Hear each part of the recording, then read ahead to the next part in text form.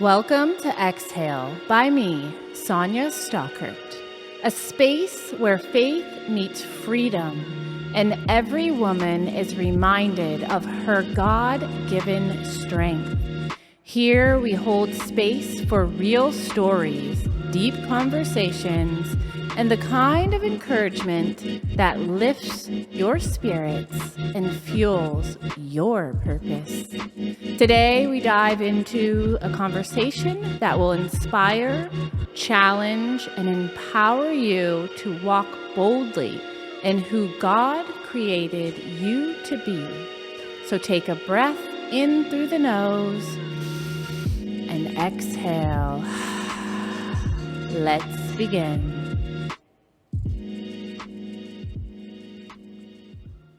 Welcome to Exhale Podcast by me, Sonia Stockert. Today we're diving into a very sensitive subject, and I have asked one of my very good friends, Miss Lisa Rowe, to come help us kind of guide us through as we move through this subject. So today's episode is for anyone who has ever experienced an abortion and who has been carrying the weight and the shame of that decision. I also would like to say that opinions on the subject will not be discussed in this podcast.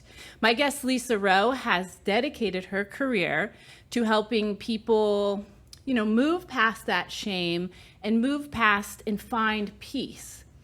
If you ever felt alone in this, believe me, you are not. So, introducing Miss Lisa Rowe, I have a few things to say about her amazing person that she is. She is a licensed social worker and trauma therapist. She works with Support After Abortion group and has spoken in front of large groups. I love that.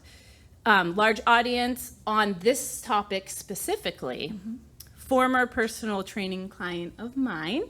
And just completed your yoga teacher training, and I definitely need to hear some more about that. Mm-hmm. So on any of those, would you like to add anything?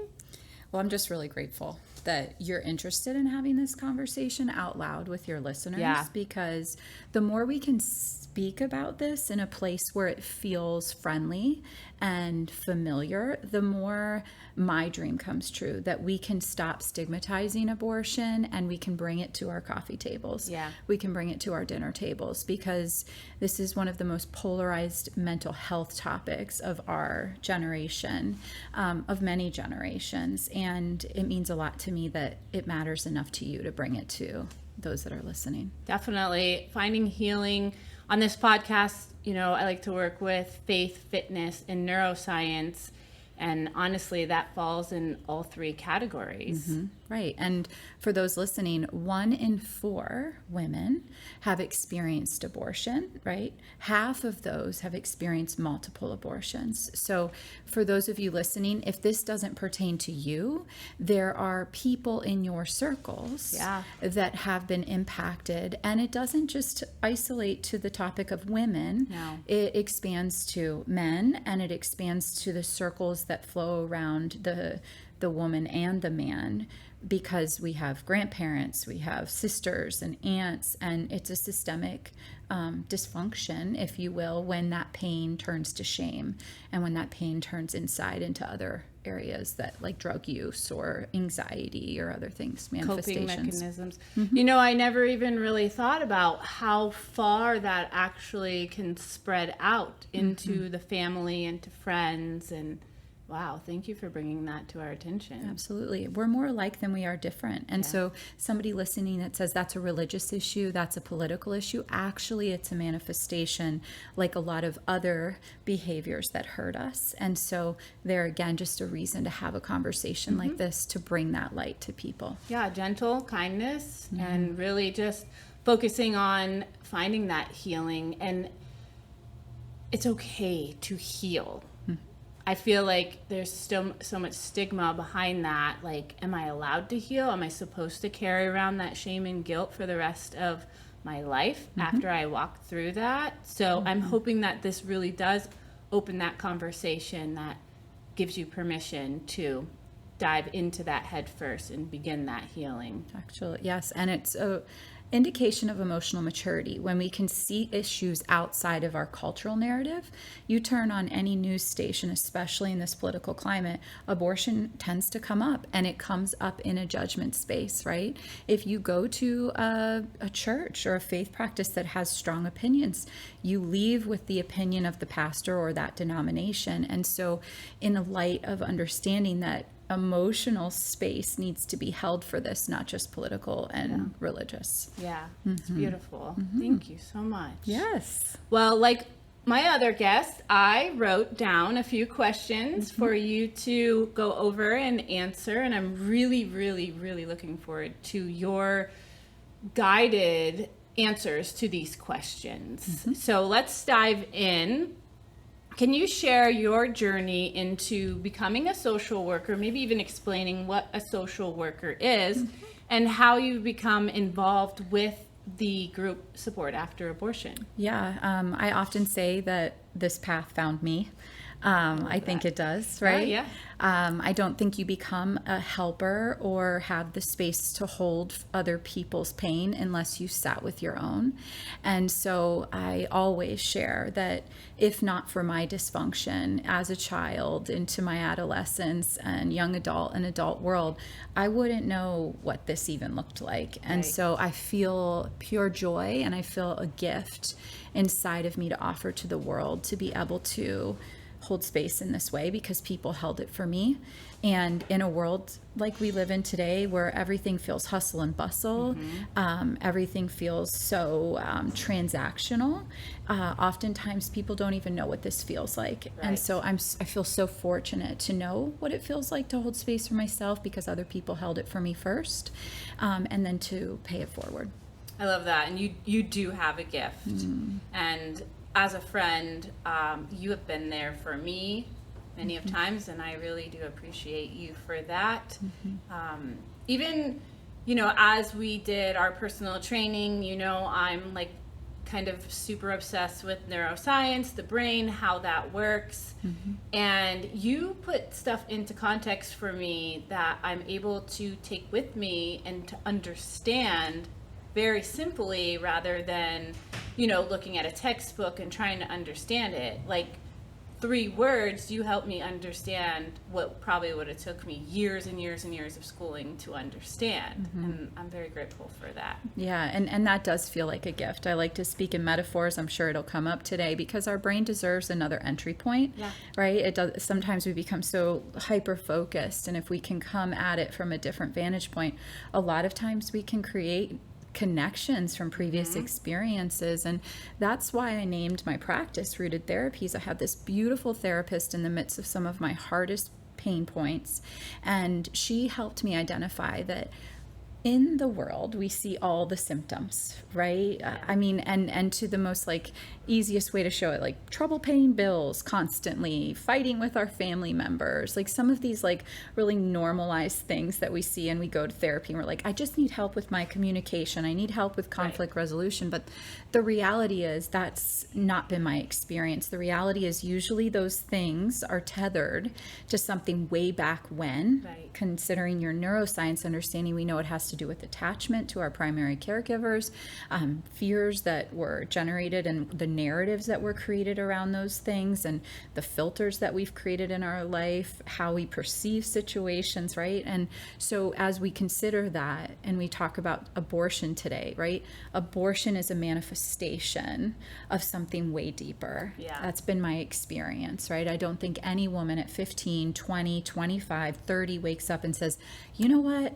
I can't wait to have an abortion today, honey, or partner, or one night stand, or rape experience, whatever the dynamic was that led to that. I don't think anybody wakes up and says, I can't wait for this to happen to me today. Very true.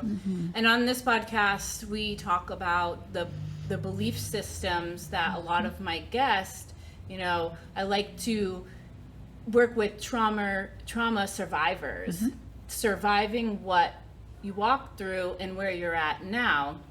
And that is a pattern that I am recognizing in all my guests, that they have walked through that belief system, and that brought them into that path of trauma. And just undoing those belief systems and working with a therapist, they give you the tools and how to move past that, create healthy coping mechanisms instead of diving off the deep end and trying to numb yourself for the rest of your life. Right. And it's a beautiful thing. One of my guests had said, go to therapy. And I'll say it again, there's no shame in going to therapy.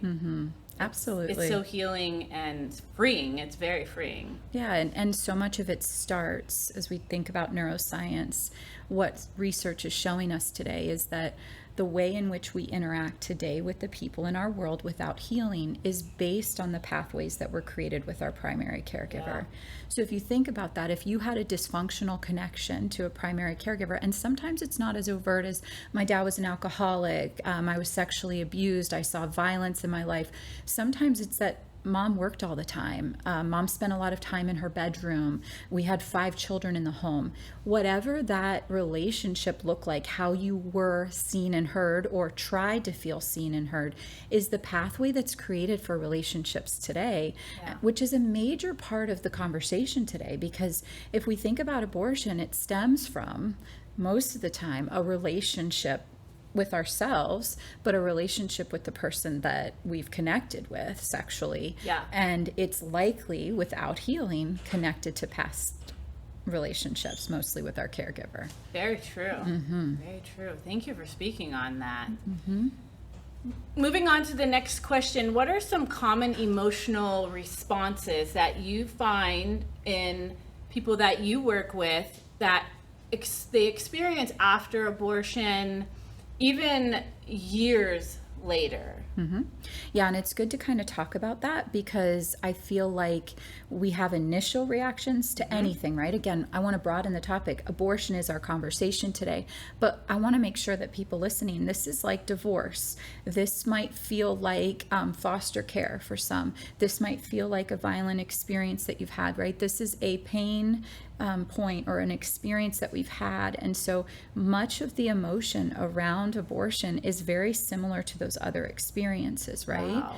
And so to delineate, like to take it aside and say it's not similar, is not truth. What makes it different is that the culture has stigmatized it both religiously and politically. And so people don't know how to have a conversation about it, and left to our own defenses, gone inward, we have a lot of pain trying to exit our body. I'm sure we're going to talk about that today. And so in light of that, I just feel like it's important to understand that. And it's similar. I like to draw the parallel. I told you I was going to talk kind of in metaphors and stories, but I've talked to a lot of veterans who've returned from Vietnam.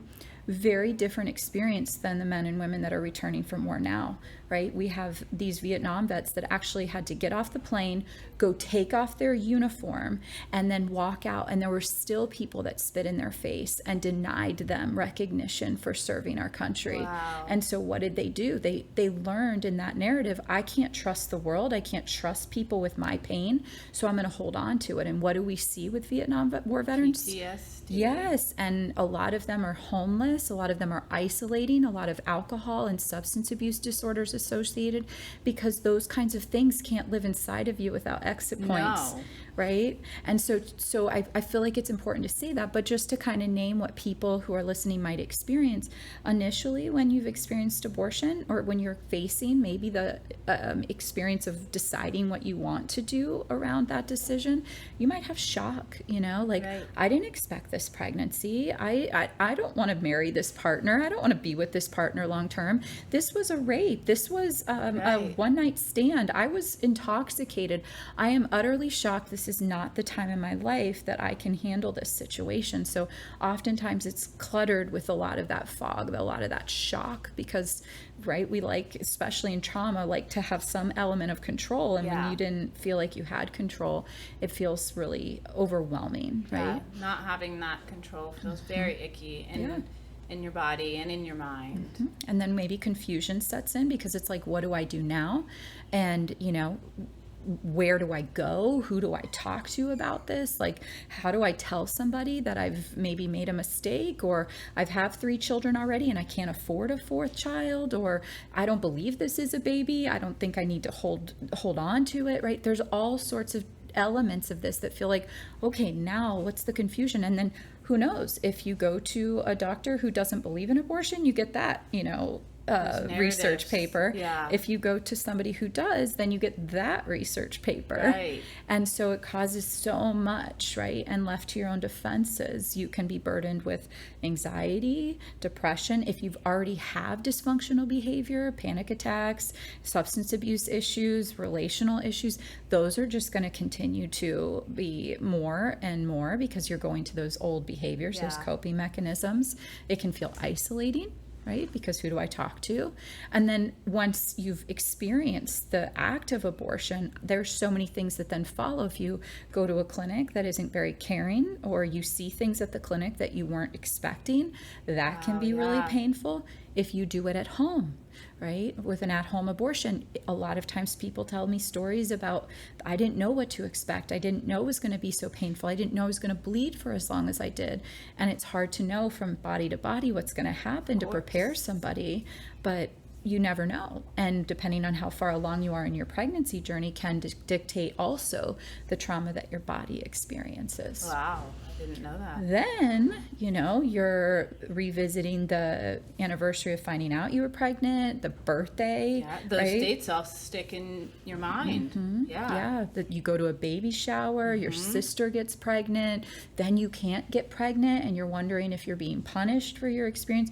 These are all things that I have walked alongside of people, and it just continues to manifest. And without an exit in terms of like sharing, like we're talking about today, all of those old behaviors seem to continue to increase. And so I have couples that say, we thought our abortion experience was going to save our marriage, save our relationship, and it actually creates further disconnect, and oftentimes relationships fail after abortion. Yeah, there's probably a lot of disconnect that comes up after that, because when the shame and the blame and all of that starts to happen, who are you going to ricochet what you feel inside your partner?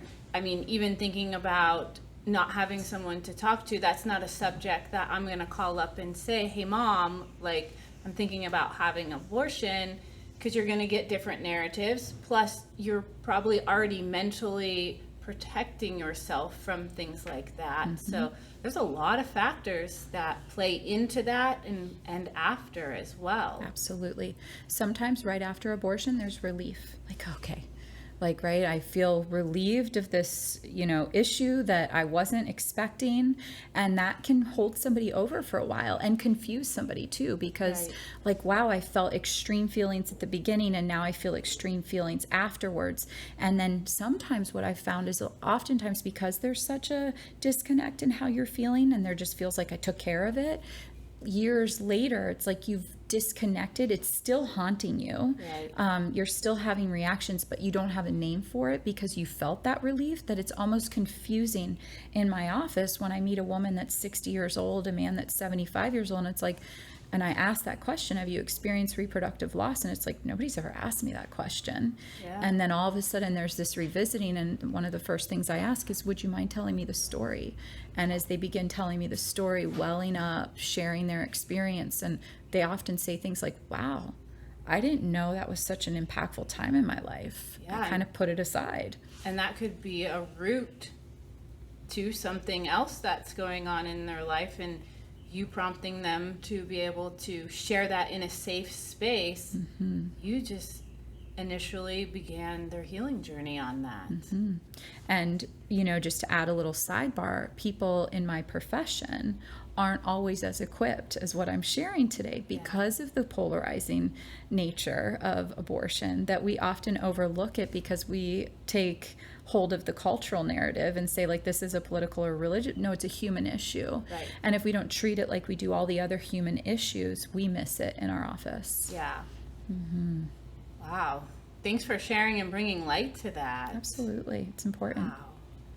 So many people were never taught about having an abortion, it is taboo. It's not something, I mean, in our culture nowadays, I think it's a little more talked about than it was, especially way back in the day.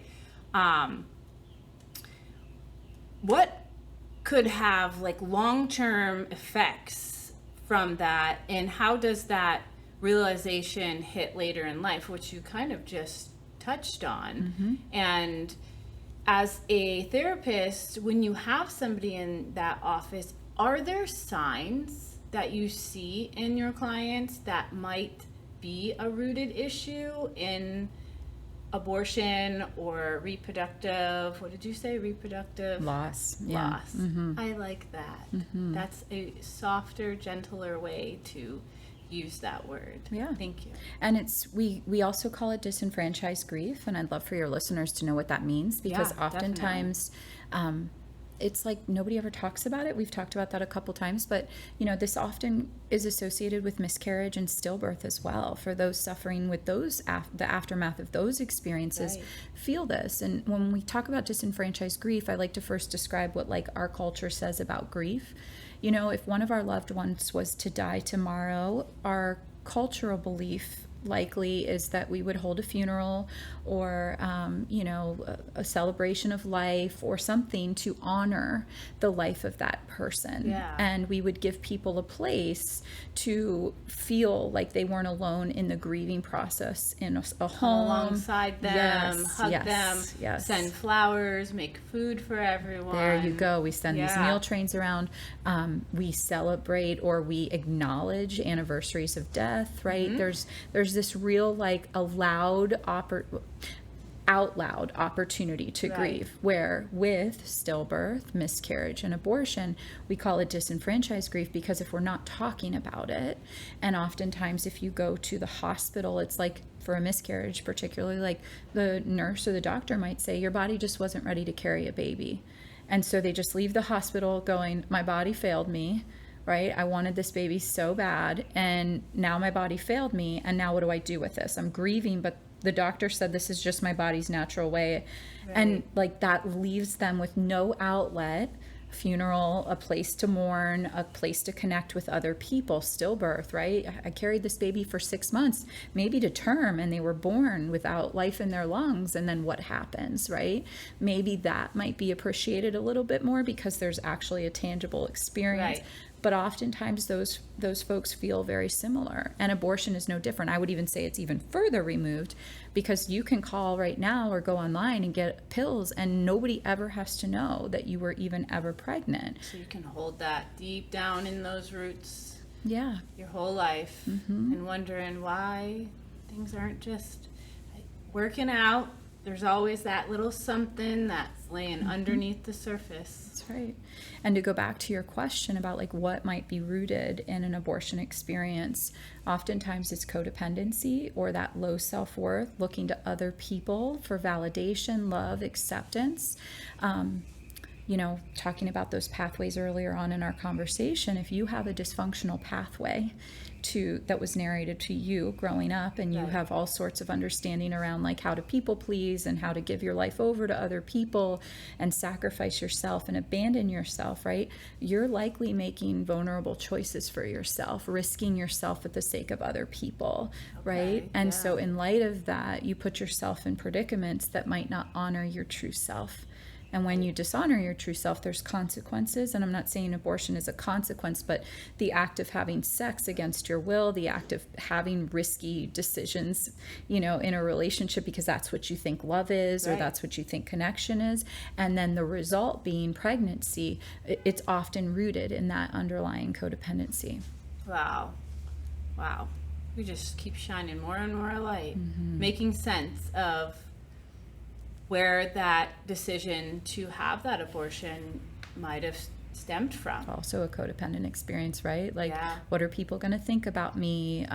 What is my partner going to leave me now that I'm pregnant? Like, what are my other children going to feel? Like, what's my mom going to think? What's the doctor, the people I work with, whatever the narrative is, it's usually based on something outside of yourself making that decision. Yeah. Lack of self-trust. And codependency is a thing that we carry that's probably a lot of people are carrying that in their lives. There's a few books that I read.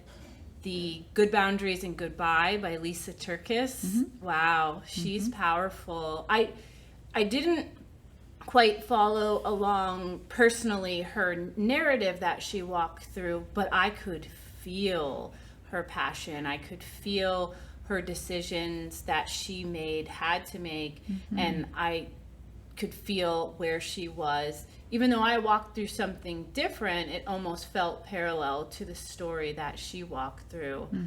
I would definitely recommend reading that book if you feel you have any of those codependency needs going on in your life. And it's usually generational. In the book that I wrote with my co-authors, we identified codependency as one of the roots of trauma, like later on in life. Right. And my mom and I shared the chapter on codependency because that was powerful. Yeah. Let them know the name of your book. Unraveled Roots. Yeah. You can find it on Amazon. And it's just a very like toe dip into the, because I just feel like a lot of our psychology world, it's like a deep dive. Yeah. And we needed something when I was doing work with people that just weren't sure if they had issues, you know, and it just needed an introduction. And so this is just a very kind of simple way to start to describing, like, hey, did you think about abandonment as a root issue? Did you think about, you know, addiction and abuse and codependency as some of the leading causes to the decisions and the experiences you're having today? And I love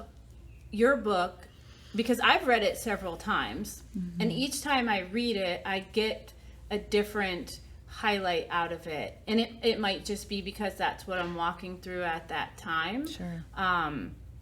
There were some words that were said in there that really opened my eyes and made it, even though it was a toe dip, it still opened up that path to forgive myself for healing, moving forward, and really just recognizing and giving myself grace.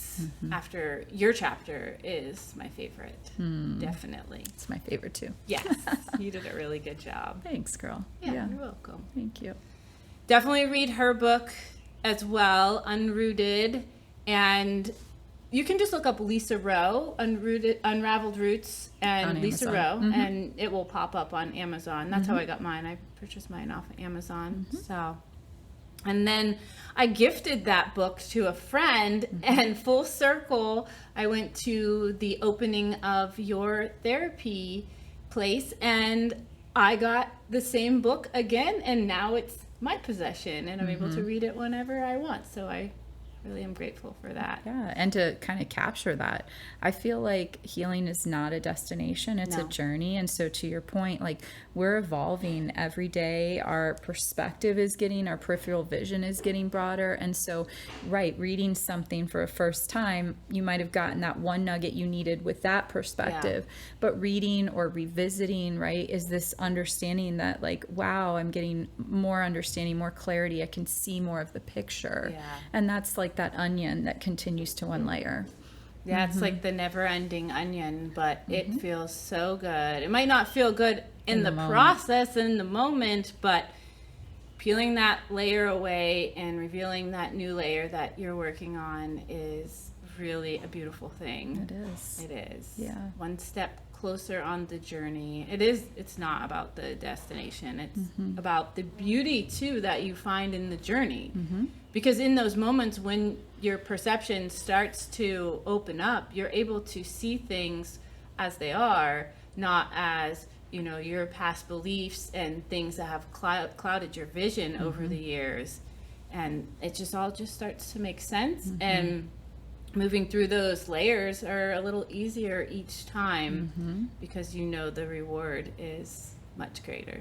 Yeah, and that brings up a different entry point around the topic of abortion. Oftentimes, it's not the presenting issue when a man or woman comes to therapy. They're not presenting with, I had an abortion, or I'm experiencing, not at all. It's usually I'm having relationship issues, struggling with addiction, I have anger issues, And so that's why it's so important for us to know that it's this evolution, because I have a 70-year-old woman in my practice right now who she came in for very different issues. And 6 months down the road, we were talking about her living children. And lo and behold, asking the question, like, tell me about your other pregnancies. And she began telling me, and she connected almost immediately because she was ready to explore what those impacts had. And she's like, I am blown away, Lisa, that this has actually been inside of me all these years and I never connected the dots. And so some of the manifestations of her experiences after abortion was she became a helicopter mom.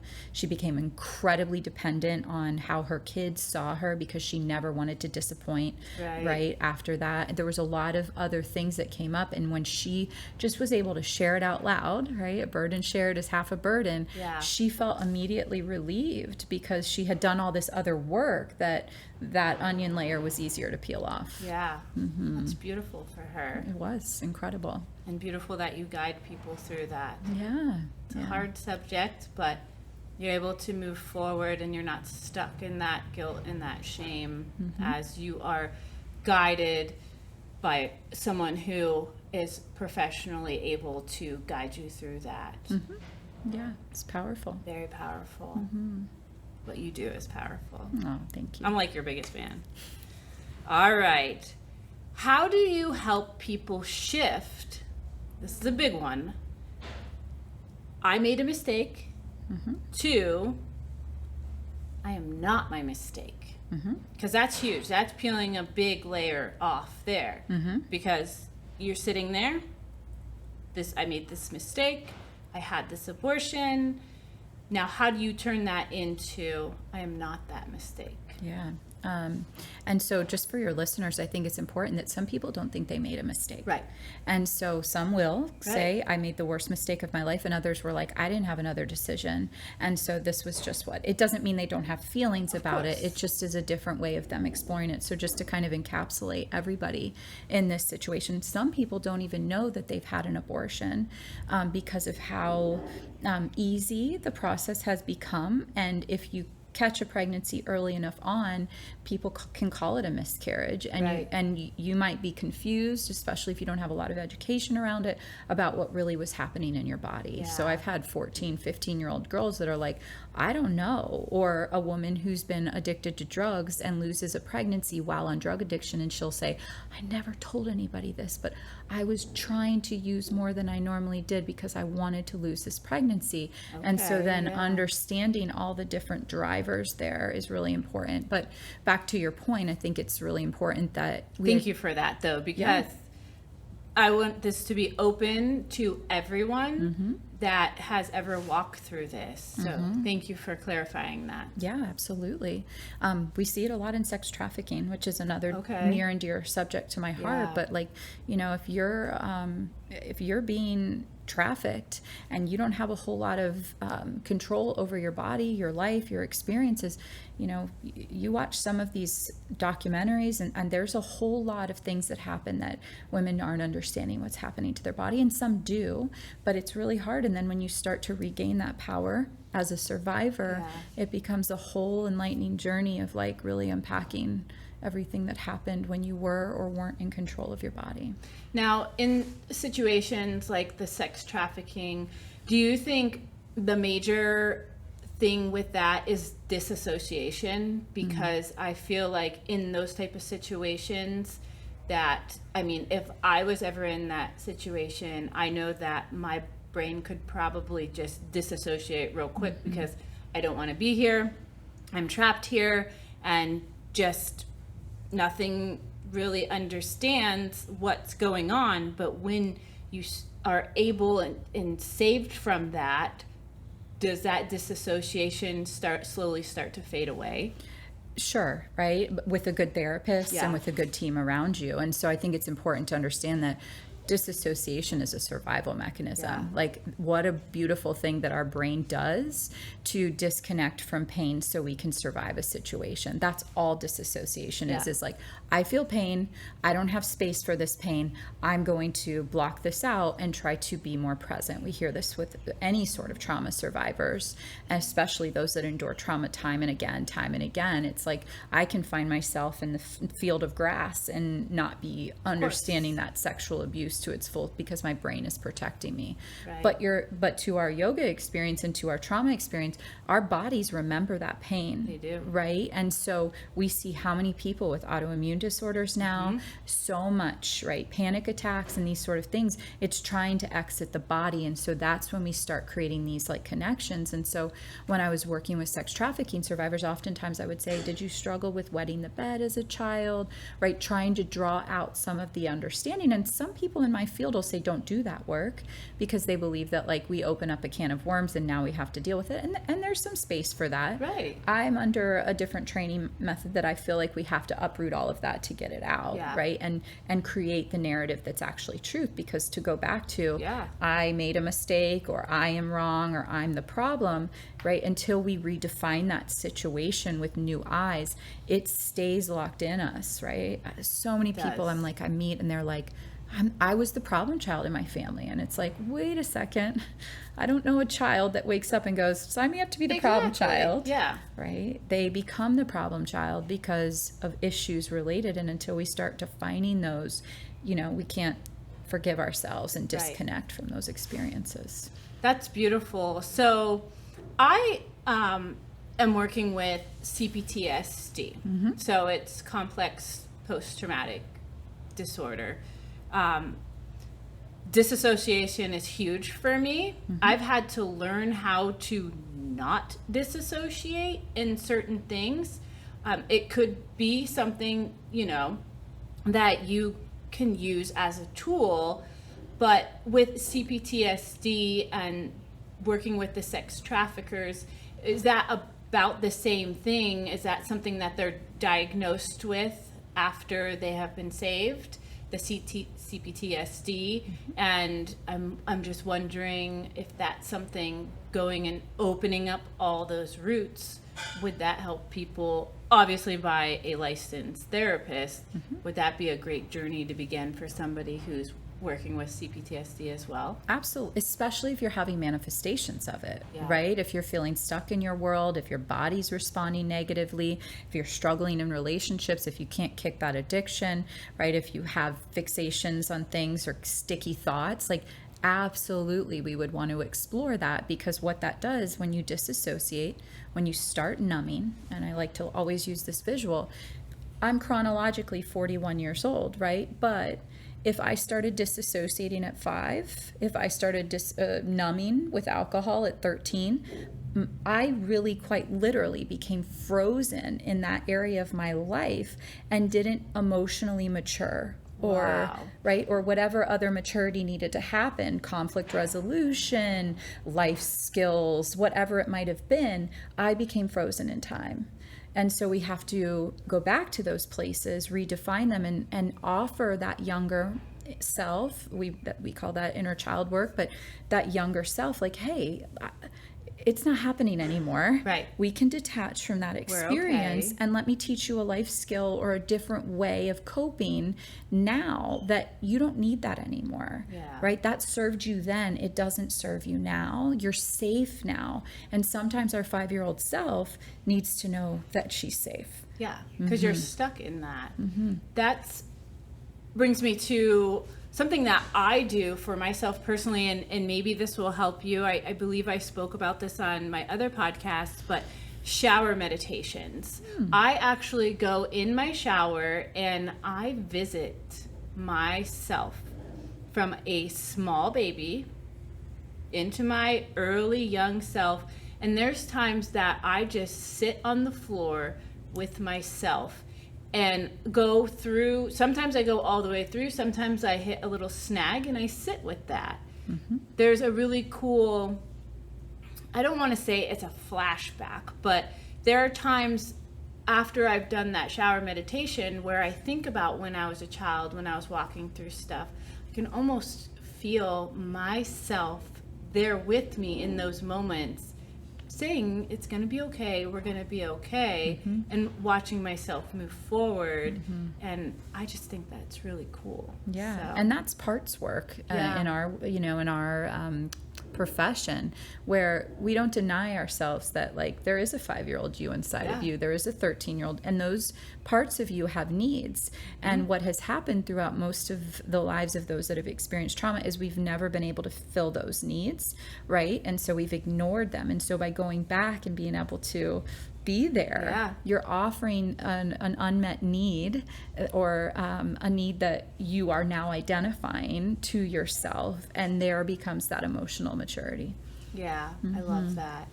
And for me personally, working with, my inner child, through my teacher training, I sat with that. I cried tears. I healed through that. And then moving forward, some stuff started coming back up, and I was like frustrated because I was like, I sat with the inner child. Why is this coming up? My inner teenager was hanging out, and she wanted vengeance, and she was not fun. But I sit with her now, and we're friends. She doesn't really like hugs, but I try to, metaphorically wrap my arm around her and just let her know that she's safe and she's okay. Honestly, God was definitely there through all of that. I feel very protected on that, and just knowing that it's going to be okay. We're here, we're safe. And that word, sometimes that's the only word I can utter. We're safe. And wow, I just feel like I'm supposed to say this, because if that teenage girl was in any one of these situations that we're talking about today, right? Even if she was older, but that teenage version of you was what was informed, and she didn't feel safe, you can see now why a woman might enter into an abortion or an unexpected pregnancy and rely on that understanding.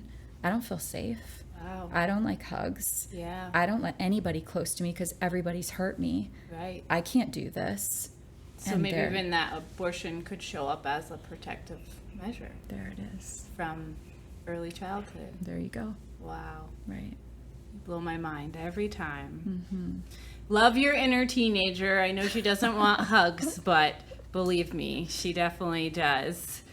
What role does faith, speaking of God being there, community or therapy, play in the healing process as you walk through? Move forward. And so we've already kind of talked about the negative side of all of that. So let's talk about the positive, right? If you are somebody of faith and you lean heavily into your faith community, what a beautiful opportunity if your pastor or the leadership at your church or whatever other spirituality you have speaks on this issue from a non-condemning way. Right? That it's not a political, it's not this like black or white issue, but opens the door to having a different conversation, right? Right. And that comes along with, what Jesus gave us, grace. If a pastor or a leader of a church or religious entity would show up and come alongside you with that grace and that compassion and ultimately love, I feel like there'd be a lot of a different story walking away from something like this. And pastors listening, I think they understand this, but it's worth saying. We can't grow spiritually if we're not growing emotionally. Our spirituality is directly connected to our emotional maturity. And so to do this deep work in a church setting where most churches call themselves a hospital, what a gift to be able, and give a shout out to Deep Creek Community Church in Punta Gorda. They do this work in all facets, but specifically around abortion. And I'm just blown away at the churches that are willing to take this stand to say, we'll take all the flack from our people that go to church here. If you have a political or religious belief around this, we're still saying it's a human issue first. And God will take care of repairing that. It is a human issue. You brought up that a church is a hospital for the sick, and opening up the doors for something that brings shame and guilt. And what are we told? To leave that shame and guilt at the altar. And doing that in the church and having that not only having a community around you when you're stepping into a class or a life group and working through that, but you also have the Bible to help guide you. Yeah. So, wow. Yeah, and when you think of other people, places, things that support you, you talked about community and friends. I'm thinking, here we are, we could have a girlfriend group around a table of 4, and if the statistics are true around that table, that one of our girlfriends around that table will have experienced abortion. How are we showing up, right? Yeah. Maybe the topic that night isn't reproductive loss. Of course. But if we're saying, I believe in a woman's choice, whatever, or I don't believe in abortion, it's wrong, right? Like there's somebody at that table that only hears the word abortion and then goes, right? Wow. Like you're not safe. That narrative just changed her entire night. Right. And so being mindful that how do you carry yourself? Are you somebody that has more of that polarizing kind of mechanism in them? Or are you somebody that is gentle, especially around this topic? Because you never know. You never know. Mm-hmm. Yeah. Because it could be 1 that in 4. night that you share, because, and it's, again, a burden shared is half a burden. Like that could be the thing that gives that person permission to say, actually, this is bothering me more than I realize, or somebody to be able to speak truth to them and say, hey, I've noticed something was off about you. Right. Mm-hmm.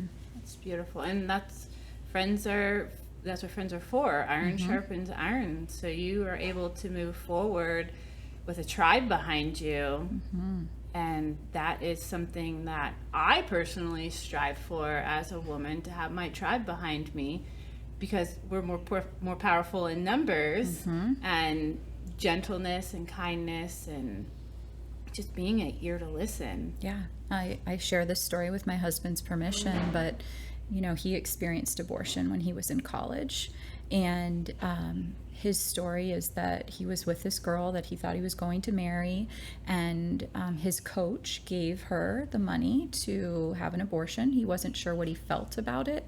She wanted it, and so he supported her in that, and he believed that as a result of that, he would still be able to pursue his goal of becoming an MLB player. And to this day, he'll still tell you, I should have been.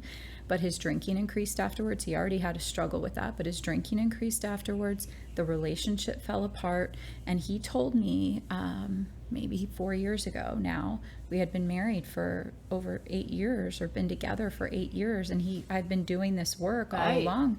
And he called me. He couldn't tell me in person. He's like, there's one more thing. We were going through kind of like this reset of our marriage. And he said, there's one more thing I need you to know. And I'm like, oh God, brace myself. Right. And he said, I need you to know, I thought I was going to take this to my grave. I didn't want anybody to know, but I experienced abortion. And it just ping, everything in me started to understand not only the folks that I was walking alongside, but some of the things I saw him do. Yeah. I mean, he is a helicopter, well, he's growing in this, but he was a very real helicopter parent. He didn't have a lot of discernment when working with this gentleman that was the age of the child that he aborted. He was giving him everything that he didn't give that child, and like this guy was manipulating him and taking advantage of him, and he couldn't see it. And so there was lots of like freedom that came as a result of him just being vulnerable in that moment. But to the point about being around the table, I mean, I don't think if I didn't start this work and I wasn't more conscientious, I don't think he still would have told me about it. No. He would have stayed true to that. Like, I'm not telling anybody about this. And that would have just created that grief and taking with him for the rest of his life. Yeah. Wow. Right. Deeper suffering, right? Isolation. That's his mechanisms. Mm-hmm. Well, speaking of stories, I have a question here for you. Can you share a story of someone, and anonymously, who has found peace and self-forgiveness, who has walked through an abortion? Yeah. There's lots of them. Yeah. And what a gift that I get to see that journey, because oftentimes it's like I never thought that this was possible. When you can get a group of people that go, oh my gosh, our stories aren't too different, or that's similar to me, or that's different than me, but like we're talking about a topic that nobody could hold space for. Freedom happens. Yeah. And I've watched women reconnect with children that they lost touch with. I've watched women lose tons of weight as a result of it, to your fitness part. I've watched women find new pursuits. I've watched marriages be restored. Wow. so many things have changed as a result. Men get their voice back, their power back, that masculine energy in them that they felt like they lost Which the forever. females need their husbands to show up in that masculine energy, allowing us to be in our feminine energy. Yeah, but when we're told like it's her body, her choice, and that's okay, men, right, they lose understanding of what that really means for them. Yeah. And so they just go, it's hers. But there's part of them that is a protector, that is a leader and a visionary. And when they feel like they're extracted from that experience, sometimes that lives inside of them for a long time. And so to be able to share that. Wow. Yeah. Wow. We always think about who actually walked through that, not thinking about the men on the other side. And I don't know if we just think that men are just tougher than we are, or that they just don't have feelings on that, but they really do have big feelings on that. Thank you for sharing that and getting that out and recognizing that it's not linear. And something that occurred to me through this process, we've done lots of research at Support After Abortion, and it really provoked me to dig deeper into myself and what my understanding or my own definition of men were. But I always believed, whatever the reason was, that men were the reason women couldn't follow through with a pregnancy. It was their fault. What the research actually says is very different, that they felt like they didn't have a voice in the experience, and if they could, they would have chosen to maintain that pregnancy. And so I was miffed by that. And then I am as well. Right. Substantiated by men coming into my office and different things, that it's like, yeah, we could have done it. Right. I wish she would have known, or I wish I would have been able to be more vocal about it or have more of a voice. But her mom said she had to have an abortion, so I just went with it. But I didn't want it. Right. Or whatever the experience was. And so that's just taught me so much. And I think men need to hear that. Right. Yeah. That in codependency, sometimes what I've heard the narrative is women say, he wouldn't take care of it. He's not taking care of me right now, so I'm just going to go make this choice for us. And that really is the reason that they're not getting along, or he's not showing up in a real leadership way, but she makes the decision without even consulting him. Right. A lot of times. You're shedding all kinds of light on this subject. And healing is an option. It is. And you have permission to heal. Yeah, absolutely. You don't have to be stuck in that. No. If I get to heal as a woman who's experienced divorce, as a woman who hasn't been the greatest mother, anybody, right? There is no dysfunctional behavior that surpasses another. And I think our culture tries to put one above the other. Right. It's not, but you killing an innocent human, or like, you hear all of these things in the protests and all of these things, but if we're going to keep it a human issue, it's no different. I killed a marriage. Right. Somebody might argue with that, but trying to bring it to the human level, what that looks like. Wow. So many different aspects that you can look at and take from, and the stigma around that. And that's really what I wanted to preach on this podcast, that healing is possible, and it's okay to heal, to move past that. It's a beautiful thing to move on and release that shame and that guilt, and start loving yourself again. Stop sitting in that shame and that guilt. Yeah, absolutely. For those that have experienced abortions, and then for those people that have felt more like on the rigid side of things, what do you need to heal from? Right. What is it that's good. has happened in your life? Maybe it's your own unhealed abortion experiences. Maybe it's a lot of other things, but why the rigidity? Why the lack of compassion and connection to human beings? Wow. Well, I appreciate you coming on today. Speaking of, there might be something underlying. If somebody wanted to work with you, how would they be able to work with you? So we have amazing intake She's great, Leanne. And so what you would do is you would go to our website at rootedtherapies.org and you'd schedule yourself for a free consultation. And Leanne will connect with you and begin the journey forward with me or another therapist on the team. Sometimes we run groups, and so if that feels like a better place, that would be another option too. Wonderful. And I'm going to link that link below in the description of this podcast today.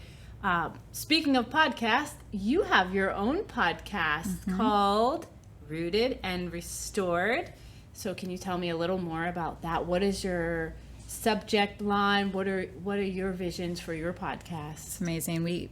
We named it Rooted and Restored because we want to help people get rooted to themselves and then find restoration in every aspect of their life. And so my stepdaughter and I actually are co-leading that conversation, which is kind of really cool because she's 25 and I'm in my 40s. And so we bring kind of this like balanced perspective along with the blendedness of our life. Yeah. She felt really comfortable a couple episodes ago to almost let me do some therapeutic work with her. I've never seen anything like that on a podcast, and her boldness and just the space that she was able to maybe represent for other people. And so that's our hope, is to continue. You said it earlier, and I think it's pretty cool that you would think that, like, if you can't get into therapy right now, life circumstances, finances, whatever it is, like, what a great way to start, maybe in the just listening to the conversations we're having. Yeah, definitely. And so you bring a lot of trauma therapy, social worker, your stepdaughter, her name's Callie. You'll be introduced to her when you watch her podcast.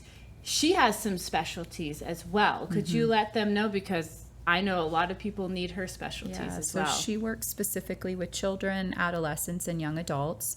And she is very good at working with kids in transition, teenagers in transition.